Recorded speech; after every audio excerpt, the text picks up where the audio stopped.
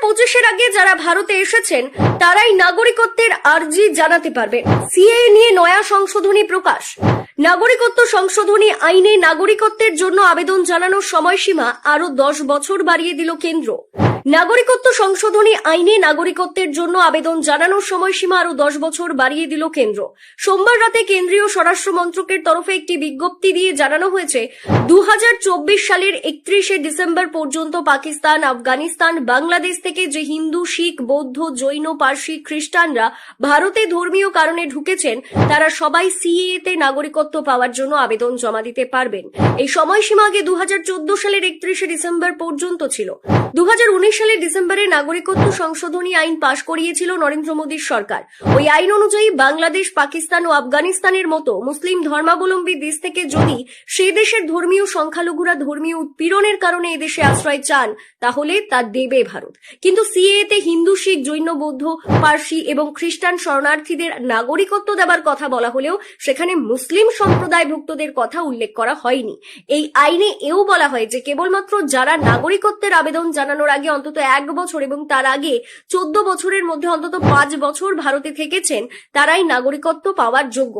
তবে অসম, মেঘালয়, ত্রিপুরা এবং মিজোরামের বাসিন্দাদের ক্ষেত্রে ওই আইনে কিছু ছাড় দেওয়া হয়। 2019 সালের ডিসেম্বর মাসেই আইনটিকে কার্যকর বলে ঘোষণা করা হয়, কিন্তু তখনও আইনটির আওতায় নির্দিষ্ট বিধি তৈরি হয়নি।